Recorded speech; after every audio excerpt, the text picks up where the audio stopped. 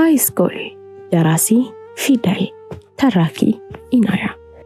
ለቻናላችን አዲስ ከሆናችሁ ላይክ፣ ሼር፣ ሰብስክራይብ በማድረግ ስራዎቻችንን ያበረታቱ።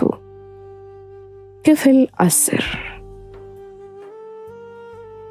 በድጋሚ በእናቴ ስልክ ተደወለ። በሰዓቱ ስልክ ማውራት ቀርቶ ወደ ጎን አድርጎ ማንሳትም ከበደኝ። እጄ መንቀጥቀጡን ያስተዋለው የቤኪ አባት ዞሮ መጥቶ ስልኬን ተቀብለውኝ አንስተው ላውድ ላይ ያደረገው። ሄሎ እናትዬ አለች። የእናቴን ድምፅ ስሰማው ባንዴ ተረጋጋሁኝ። ስልኩን ተቀብዬው እማ ደህና ነሽ አልኳት። አዎ በባይ ደህና ነኝ፣ እሺ አታስቢ የኔ ቆንጆ አለችኝ። እማ ምን ተፈጥሮ ነው እባክሽ ንገሪኝ፣ ጎዳሽ እንዴ? ምን አደርገውሽ ነው አልኳት። መጥፎ ነገር ለመናገር ተዘጋጅቼ። አታስቢ የኔ ወርቅ፣ ምንም አላደረገኝም። ሰክሮ መጥቶ ትንሽ ተናገረኝ። ታውቂ የለ በሆነ ባልሆነ እንደሚከፋኝ አለችኝ ፈገግ እያለች። በሆዷ ብዙ ቁስልና ህመም የያዘች ይመስል በሆነ ባልሆነ ነው እንባዋ የሚፈሰው። ከዛ ለምን ታለቅሻለች ስላት ዝም ብላ ትስቃለች። በዛች ቅጽበት በጣም ብዙ ነገር አስቤ ስለነበረ በረጅሙ ተንፍሼ እንዳስደነገጠችኝ ነገርኳት። እሷ ደግሞ ድብቅ ብላ ደህና መሆኗን እንዳምን አድርጋ አወራችኝ። እኔም በቀላሉ አመንኳትና ነገ እመጣለሁ ብዬ ቃል ገብቼላት ስልኩን ዘጋሁት። መኪናውን ተደግፌ በረጅሙ ተነፈስኩኝ። ከኔ ባልተናነሰ ሁኔታ ተጨንቆ የነበረው ሰለሞንም በአንድ እጁ ወገቡን ይዞ በአንድ እጁ ደግሞ ከረፈቱን እያላላ ተነፈሰ። ምን ያህል ሊረዳኝ ዝግጁ እንደነበረ በአይኔ ያየሁት ነገር ስለሆነ ከተደገፍኩበት ቀና ብዬ በጣም ነው የማመሰግነው፣ እናም በጣም ይቅርታ አልኩት እጆቼን እያሻሸው። ምንም አይደል ልጄ፣ ነይ ከብርድ ላይ ግቢ ወደ ውስጥ ብሎኝ ሊገባ ሲል የቤኪ አባት ብዬ ጠራሁት። ለምን እንደሆነ አላውቅም፣ ሰለሞን ማለት አንቱን ማለትም ይከብደኛል። በጣም ወጣት ነው እኮ። ቤኪም በስንት ዓመት እንደወለደውም አላውቅም። እሱም ወደ እኔ ዞር ብሎ ምን ነው በሚመስል ፊት አየኝ። ትንሽ ፈጣጣ ከሆንኩ መሰለኝ። ፈገግ ብዬ እንደ አባት ልቀፍህ ብዬ ባሳዛኝ ፊት አየሁት። በነገራችን ላይ እንዲህ ያልኩት ያለ ምክንያት አይደለም። ከደቂቆች በፊት ልጄ ብሎ ጠርቶኝ ነበር። በምላሹ እሱም ፈገግ አለና እጁን ዘረጋልኝ። እኔም ቶሎ ብዬ በዛ ግርማ ሞገስ ባጃበው እቅፍ ውስጥ ገባሁ። የምር በጣም ደስ ብሎኝ ነበር። በትክክለኛ አባቴ እንደታቀፍኩኝ ነው የተሰማኝ። ምን አለ እኔም እንደሱ አይነት አባት በኖረኝ ብዬ እንድመኝ አደረገኝ። ከዛም በይ መምጣት ሲጀምር አንዴ ከጀመረኝ ማቆም የሌለኝ መሆኔን ስለማውቅ ቶሎ ከቅፎ ወጥቼ በጣም አመሰግናለሁ ብዬ አሳጠርኩት። ወደ ውስጥ ግቢ ብሎኝ እኔን አስቀድሞ ተከትሎኝ መጣ። ከዚያ ተመልሰን ቦታችን ጋር ተቀመጥን። ወዲያው አስተናጋጁ መጣና እሱን አየው። በአይኑ የአዎንታ ምልክት እየሰጠ አንገቱን ሲነቀንቀው ወደ እኔ ዞር ብሎ ምን ይምጣልሽ እመቤት አለኝ በትህትና ጎንበስ ብሎ። ምን እንደሚባል የማላውቀው እኔ ዞር ብዬ ሰለሞንን አየሁት። በአንድ እይታ ሰውን መረዳት የሚችል ሰው ነው። ጎንበስ ብሎ ወደ ሜኑ አየና የሆነ ነገር ብሎ ታስተናጋጁ ሄደ። ሰውየው እስኪመለስ ልብ አንጠልጣይ ታሪኩን ለመስማት ጉጉት አደረብኝና አላስችል ቢለኝ ለወሬ ማስጀመሪያና ቤኪ ምኑን አሞት ነው ብዬ ወደ ወሬው መለስኩት። ለትንሽ ደቂቆች በዝምታ ተውጦ አሰባሰበና ጥልቅ ሐዘን ውስጥ ገባ። እኔ አይኑን እያየው ምላሽ እየጠበቅኩ እንደሆነ አሳየሁት። ያየኛል አየዋለሁ። ከደቂቆች መፋጠጥ በኋላ ግን ሰለሞን ጉሮሮ እንደመጠራረጋለና ልጄ በጣም ታሞብኝ ነበር አለኝ። ምኑን ታሞ ነው? ይህን ያህል ምን ሆኖ ነበር አልኩኝ ይበልጥ ለማወቅ እየጓጓሁ። እስኪ ከዛ በፊት አንድ ጥያቄ ልጠይቅሽ፣ እውነታውን ትነግሪኛለሽ አለኝ። እሺ ደስ ይለኛል፣ ምንድነው አልኩት መልሼ። አያድርገውና ልጅ በረከት አይኖቹ ማየት ቢያቆሙ ምን ታደርጊያለሽ የሚል እጅግ ግራ የሚያጋባ ጥያቄ ጠየቀኝ። በሰዓቱ ማለት ምናምን ብዬ ጥያቄውን ማራዘም አልፈለኩም። እኔም መዋዝ አይደለሁምና ጥያቄዎችን ሳላባክን ተጣጥፌ ምርኩስ ሆነዋለሁ ብዬ የሚገርም መልስ ሰጠው። በመልስ የተደነቀ የሚመስለው ሰለሞንም ትክ ብሎ ተመለከተኝ። እኔም ትንሽ ግራ መጋባት ስለፈጠረብኝ ግን ለምን እንደዚህ አይነት ጥያቄ ጠይቀኝ ብዬ በመርማሪ እየተያየሁት። በሰዓቱ እሱም ሊነግረኝ የፈለገ አይመስልም። ወዲያውኑ አስተናጋጁ ቆንጆ ሲታዩ በአይን የሚያጠግቡ ምግቦችን ከዚህ በፊት አይቼ በማላውቀው አቀራረብ ለየት ባለ ሁኔታ ማቀራረብ ጀመሩ። አንደኛው ንጽህናቸው፣ ሁለተኛ የእቃቸው ጥራት፣ መስተንግዷቸው ብቻ የሚገርም ነገር ነው ያየሁት። በህይወት ውስጥ በተደጋጋሚ እያየ የመጣሁት ነገር ቢኖር ብር እያለሽና ሳይኖርሽ የሚፈጠሩ ልዩነቶችን በደንብ ማየትና ማስተዋል ችያለሁ። ሰው የዋለበትን ይመስላል ይባል የለ። እኔም ከደህና ሰው ጋር በመዋሌ እነሱ የሚያገኙትን ፍቅርና እንክብካቤ ማየት ቻልኩኝ። ቤቱን ለየት ከሚያደርገው ነገር አንዱ ደግሞ ሁሉም በተቀመጠበት ወንበር አቅራቢያ ጽድት ያሉ የእጅ መጠቀሚያዎች አሉ። ተነስተን በየተራ ታጥበን ተመልሰን ቁጭ አለን። ደስ የሚለው የቤኪ አባት እንደ ሀብቱና እውቅናው አይደለም፣ ቅድሚያ ለፈጣሪው ይሰጣል። ከመጀመራችን በፊት ጸሎት አድርጎ አማትቦ ቆርሶ በእጁ ሰጥቶኝ ምናምን መብላት ጀመረን። በጣም የሚጥሙ ምግቦችን ከአድካሚና ሰልቼ ድካም ቀን በኋላ ጥግብ እስከምል ድረስ በላው። በልተን ጨርሰን ምግቡ ተነሳስቶ እስኪያልቅ ድረስ አንድም ቃላት አልተመላለስም። በዝምታና በእርጋታ ተመግበን ጨረስን። እንደ ማወራረጃ ስፔሻል ጁዝ መጣለኝና የዛኔ ወሬያችንን ለመቀጠል ተመቻችተን ለማወቅና ለመስማት በጣም ጓጉቼ ነበር። ፊቴም በደንብ ተመለከተና ፈገግ ብሎ ለማወቅ በጣም የቸኮልሽ ይመስለኛል አለኝ። አዎ በጣም ሁሉንም ነገር ንገረኝ። በመጀመሪያ ግን ለምንድነው እንደዛ አይነት ጥያቄ ጠይቀኝ? ቤኪ ምንን ታሞ ነበር? እንዴት ስታነ ብዬ በጥያቄ አጣደፍኩት። የዳነው በፈጣሪ እርዳታ ነው። ሌላውን ራሱን መጠየቅ አለብሽ። መንገር ከፈለገኝ ገርሽ፣ እኔ ልነግርሽ አልፈልግም አለኝ። ለማንኛውም ግን እኔ ክፉ ሆኜ ወይም የልጅን ስሜት መረዳት ከብዶኝ አይደለም። ማፍቀርም በደንብ አውቃለሁ። ከፍቅር ለመለየት መሞከርም ጥፋት መሆኑን በደንብ አውቃለሁ። እንደምታውቂ ቤቲ በጣም ቆንጆ ተማሪ ነው፣ የማይካድ እውነታ። በዛ ላይ የሀብታም ልጅ ነው ተብሎ ነው የሚወራለት። የሚገርምሽ በዚህ ምክንያት የኔ ልጅ መሆኑ ሳያስጠላ ሁሉ አይቀርም። ለማንኛውም ግን እሱ ደህና ሲሆን ሊነግርሽ ከፈለገ ሙሉ ነው ይነግርሻል አለኝ። ከዛ በላይ ላስጨንቀው ስላልፈለኩኝ እሺ በቃ ብዬ ዝም አልኩኝ። ድንገት ስልኩን አውጥቶ ያቤት ጋር ደወለለት። በአንድ ጥሪ ያነሳው። አቤት ጋሼ አለ ፈጠን ብሎ። አለም ተኛች እንዴ? ፍቅረኛስ ምን አዲስ ነገር አለ አለው። አለምዬና ጄሪ ተኝተዋል። ቤኪ ደግሞ ፍጥጥ ብሎ ቁጭ እንዳለ ነው። ተጨንቋል። ማለት ከሄዳችሁ ጀምሮ ስላልደወላችሁ ብሎ የተንጠለጠለ ሐሳቡን ተው። እሺ እሱ ደህና ነው አይደል አለው። አው ደህና ነው። ስልኩን ስፒከር ላይ ስላደረገው ሁሉንም እየሰማው ነበር። አትመጡም እንዴ አለ ያቤት። የኔም ጥያቄ ስለነበር እሰይ ነው ያልኩት። አይ አንመጣም ሲለው ልቤ ቀጠነ ያለችው። ስልኩ እስከሚያልቅ መጠበቅ ስላልቻልኩኝ አንሄድም እንዴ ብዬ አፈጠጥኩበት። ስልኩን እንደያዘው ሳይዘጋ መሽቷል። በዚህ ሰዓት እንዴት እንሄዳለን ብዬ ነው አለ። ለሁለታችንም እየመለሰ ነበር። ኧረ ብንሄድ ነው የሚሻለው፣ ቅርብ አይደል? ምን ችግር አለው ብዬ ቀለል አድርጌ ያወራሁት። ደስ የሚለው ቤኪም ስልኩን ተቀብሎ ፈጠን አለ። አባ ብትመጡ በጣም ደስ ብሎኛል፣ ግን አቡን አፍቃኛለች እኮ አለው። ገና ድምፁን ስሰማ ፈገግ የምለው ነገር አለኝ። የቤኪ አባትም በትንሹ ፈገግ አለና እሺ መጣን በቃ ብሎ ስልኩን ዘጋው። ከዛም ወሬያችንን ቀጠልን። በጣም ብዙ ነገር ነገረኝ። መሸ ብለን ስናወራ የበለጠ እንዲመሽ አደረግን። ገና መጣን ስላለን ጨረስን ወጣን። በመኪና እየሄድን ራሱ ስናወራን ይሄድ ነው። ወደ ቤኪ ጋር እየተቃረብን ስንመጣ ግን ስላዳመጥሽኝ በጣም አመሰግናለሁ። ከማንም ጋር በዚህ ልክ ተቀራርቤ አላውቅም። ሁልጊዜ ስራና ስራ ላይ ብቻ ስለማተኩር ማንም ቀርቦ አውርቶኝ አያውቅም። ስገምት ግን አብዛኞቻችሁ ማውራት የምችልም አይመስላችሁም መሰለኝ ብሎ ሳቀ። ለፈገግታው ምላሽ ቁጥብ ፈገግታዬን እያሳየሁት ምናልባትም ቀርበን ባናወራ እኔም ምልህ ነበር፣ እንቅስቃሴዎችህ እንዳለ ምልክት ናቸው እኮ። ስትገምት ግን ስልጣኑ ሀብትና ዝናህ ወጣ የሚያደርገን ማለት ማንም ቢሆን እንደማንኛውም ሰው ቀርቦ ሊያወራ አይችልም። እኔም የኔነት ስሜት አዳፍሮኝ ነው አልኩትና ሁለታችንም ተያይተን ከት ብለን ሳቅን።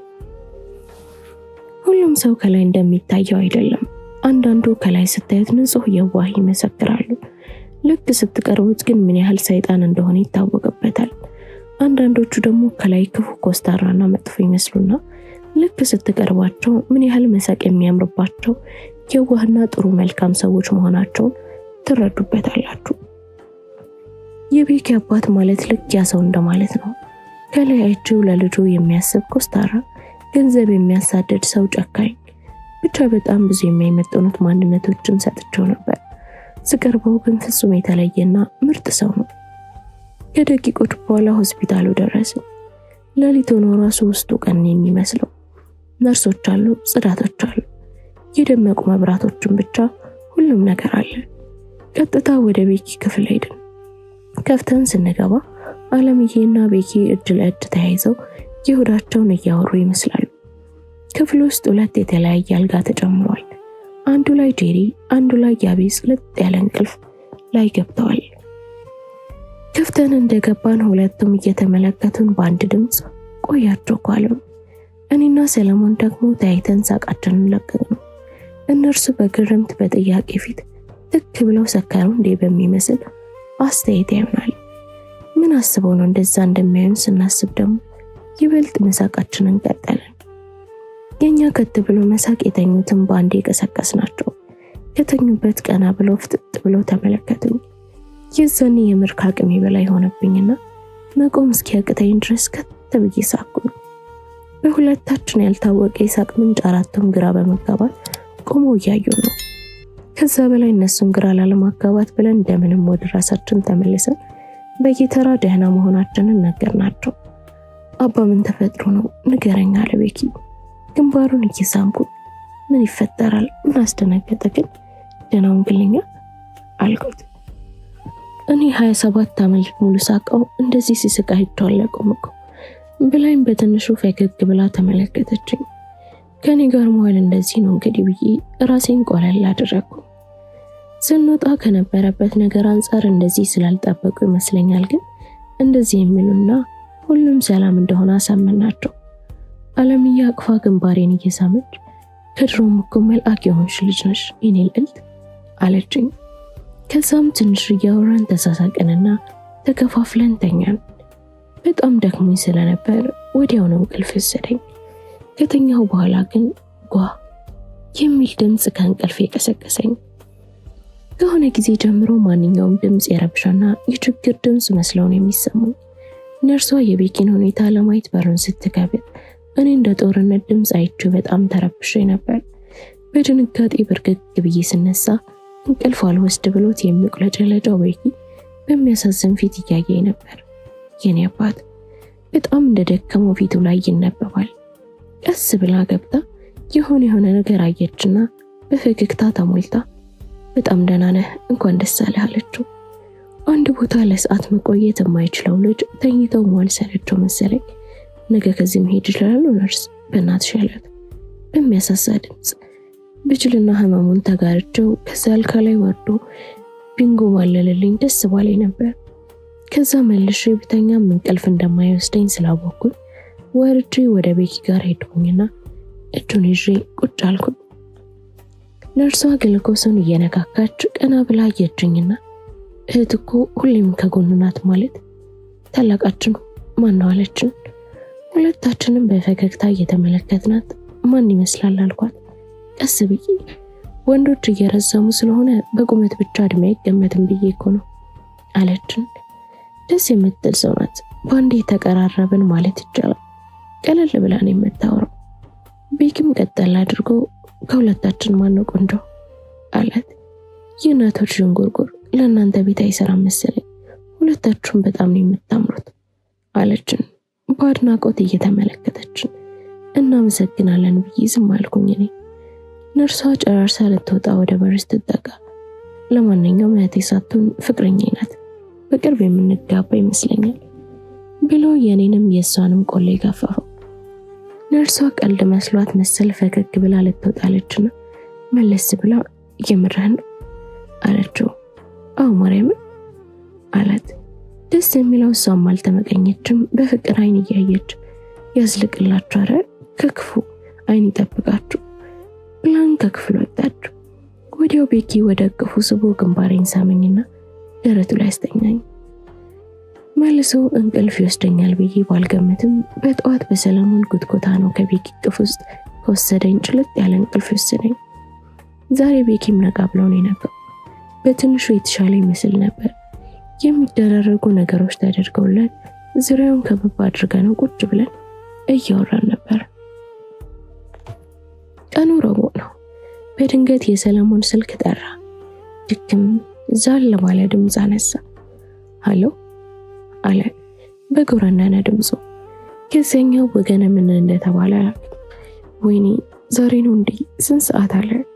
ከተቀመጠበት እየተነሳ ትንሹ እሱን ዝም የሚያስብሎ የሰከነ ንግግሮች አካሄደና እሺ ብሎ ስልኩን ዘጋው። ወዲያውኑ ከኔ ቀድማ አለምዬ ምነው አባዬ አለች። ዛሬ ረቡዕ መሆኑን ረስቼዋለሁ እኮ በእናታችሁ በሉ ልጆች ሶስታችሁን ፍጠን ወደ ግቢ ተመለሱ ብሎ አዘዘ። አይ እኔ ከቤኪ ጋር ነው የምቆየው አልኩኝ ኮራ ብዬ ከነሱ በመቅደም። እኛ እዚሁ እንሆናለን አለ። ያቤስም ቀጠል አድርጎ ተነሱ ሂዱ አልኩኝ። ዛሬ እኮ ፋይናል ፈተና ናችሁ ረስታችሁታል አይደል? አሁን ግን አስታወስኳችሁ። ስለዚህ ምንም ጎበዝ ተማሪ ብትሆኑ የሆነ ነገር አይሆን አስታውሱ፣ ጥሩ ውጤት እንጠብቃለን። እውነት ለመናገር ሙሉ ለሙሉ ረስቻለሁ። ከዛ ማሪ ስለሌለኝ እስከምመለስ ጤነኛውን ጠብቀኝ ብዬው ወደ ግቢ ሄድኩ። የሚያስጠላው ደግሞ ሐሳቤን መሰብሰብ ይከብደኛል። እንዴት ብዬ እንደምሰራውም ሳላቅ ዶርም ሄጄ አይታየት ታረኩና ተመልሼ ወጣሁ። ከዛም ፈተናዬን ተፈተንኩና ተሰብስበን ቤኪ ጋር ሄድን።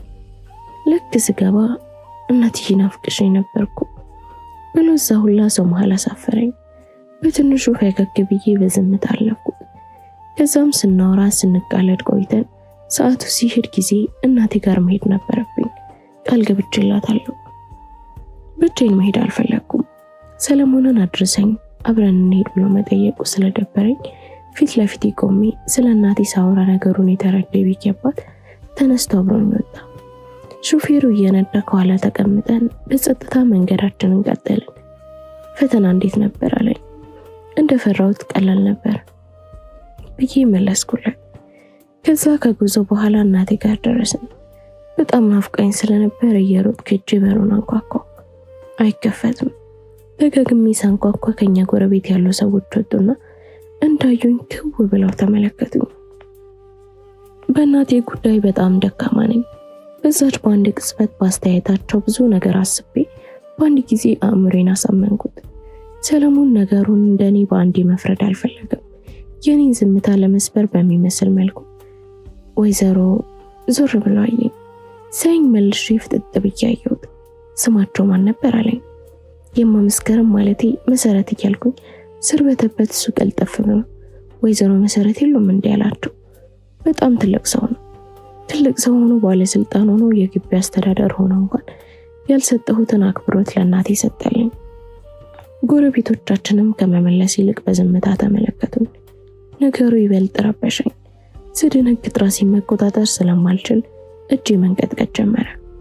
ተረጋጊ እንጂ ልጄ፣ ህይወት መጥፎ ብቻ አድርገሽ አታሳያት፣ ከመፍረድሽ በፊት ጠይቂ ብሎ በእጆቹ ትከሽኝ እያሻሻ በረታኝ። ወዴት ሄዳ ነው? የሚመልስልኝ የለም። አለመለሰው በትህትና። የኛ ሰፈር ሰዎች አሁንም ዝም አሉ። በእርግጠኝነት ባለስልጣንና ባለሀብት እንደሆነ ቢያውቁ ሩቅ ቆሞ ባላዩት እንድል አደረግኩኝ። እኔ አላልኩም። የሳኔ ዝምታቸው ከኔ ዝምታ ጋር እንደማይገጥም የተረዳሁት እኔ ወደ ውስጥ አየር ስቤ እናቴን የምትቀርባት ሴት ላይ አፍጥጬ አምሳል እናቴት ናት አልኳት። ስናደድ በደንብ ስለምታውቀኝ መጀመሪያ ተረጋጊ፣ ቆይ ያምሻል የኔ ቆንጆ ተረጋጊ አለችኝ። ከአቅሜ በላይ ከሆነ መንቀጥቀጥና ማልቀስን የሚያረጋጋኝ ለዛ ትክክለኛ ሰዓት ስላልሆነ ራሴን ለመቆጣጠር ሞከርኩኝ። እሺ ንገሪኝ፣ ደህና ነኝ አልኳት ለማወቅ እየተዘጋጀሁ። ትላንት አባትሽ መጥቶ ነበር። ንግግሯን አላስጨረስኳትም። አባቴም እናቴም እሷ እንደሆነች ታውቂያለሽ፣ እኔ አባት የለኝም ብዬ መለስኩላት። በአሳዛኝ እይታ ተመለከተችኝና ንግግሯን ቀጠለች። እና ትላንት በጣም ተጣልተው ሲጨቃጨቁና ሲመታትም ነበር። ከዛ ሲመሽ ሄደና ገና ወፎች ሳይንጫጩ መጥቶ እየጎተተ ይዟት ሄዳለች። እንደ ቀላል ነገር። ንግግሯ ግልጽ አይደለም። ረጅም ደቂቆችን ያህል ስታወራ ተሳስታ ነው ብዬ ነገሮችን ለመረዳት ስሞክር ነበር። ማለት አልኳት ግራ ገብቶኝ። ጭራሽ ይባስ ብላ ይዟት ሄደ። ይኸው እስካሁን ስንደውል አታነሳም፣ ሰው እንዳይሰማ ብለን ዝም አለን ብላ ንዴቴን አባባሰችብኝ። የዛኔ ከልጅነት እስከ እውቀት በትህትና በእርጋታ በሰከነ ማንነት በሰው አክባሪነት የምትታወቀው ጨዋ ብላካትን ደበኳትና እንዴት ማንም መጥቶ ሲወስዳት ዝም ትላላችሁ? እንዴት እናቴ ስትመታ ዝም ትላላችሁ? እናቴ ላንቺ ስትል እንቧን እስከ ማፍሰስ አልደረሰችም? የምር እንደዛ አይነት ሰው ነሽ ብያበድኩባት። ሀገር አማን ብላ ባዶ እጅ የማታውቀው አለምዬ በሁለቱም እጇ ፌስታል አንጠልጥላ ያድንቦሽቦሽ ጉንጯን ፈገግ እንዳለ ወደ ውስጥ ስትገባ አይን ለአይን ተገጣጠምን። ድርቅ ብላን የቀረችው። ሴት መሆን እንዲህ ነው። በእይታ ነገሮችን እናውቃለን። ከዛም በፍጥነት ወደኛ መጣ ፌስታሎቹን መሬት በተናቸው። አቡዚ ምን ታደርጋላችሁ? ምን ተፈጠረ? መስኪስ ምን ሆነች? ብላ የጥያቄ ማዕት አዘነበችብን። እሷ ውስጥ የእናቴን የዋህነት እናትነት አየ። የዛን የሆነ አካሌ ተቆርሶ ሊወስድ መስሎ ተሰማኝና ድካሜን ከዛ በላይ መደበቅ አቅቶኝ እንባ ያመለጠኝ። ካለቀስኩ እንደሚያመኝ ስለምታውቅ አምሳል የምትባለው ሴት ወደኛ እየቀረበች ያምሻል እንዳታለቅሽ እባክሽ ብላ ልታረጋጋኝ ሞከረች። በሰዓቱ ለእናቴ የሚደርስ አንድ አካል ማጣቴ ለኔ ያስከፍቶኛል። በዛ ላይ እናቴ ብትሆን እስከ ሞት ተከተላቸው እንደምትሄድ ሁሉም ያውቃሉ። ሴትዮዋ እንዳትጠጋኝ ጮኩባት። እንደ መደንገጥ ብላ ወደ ኋላ ሸሸች። አለምዬ እቅፏ ውስጥ አስገብታ እንቤን ጠራረገችልኝ። የኔው ዋ የዛኔ ሰለሞን ቀና ብሎ ሾፌሩን ሲያዩ ወዲያው ወደ አለምዬ መጣና መኪና ውስጥ እንድትገባ ምልክት ሰጣት። አይ መስኪን ሳናገኘትም አንሄድም፣ የሆነ ነገር አድርግ እንጂ ብላ ሰለሞን ላይ አፈጠጠች። ዝም ብሎ ትንሽ አሰላሰለና የሆነ የሰማችሁት ስም የለም ወይም የቦታ ስም ሰውዬው የት እንደሚኖር አታውቁ ብሎ ሁሉንም በየተራ አያቸው። ወሬያቸው ካላለቀ ከአቦል እስከ አራተኛ የሚያፈሉ ሰዎች በዛ በችግርና በጭንቀት ሰዓት ሁሉም አፋቸውን ዘግተው ይመለከቱኛል። ከዛ በላይ መቆጣጠር አቅቶኝ ለመሳደብ ስነሳ አባቴ የሚባለው ሰውዬ ፊት ለፊት ክትር ብሎ በድንጋጤ ፍጥጥ እንዳለ ተገጣጠምን። ክፍል 11 ይቀጥላል። ላይክ፣ ሼር፣ ሰብስክራይብ በማድረግ ቤተሰብ ይሁኑ።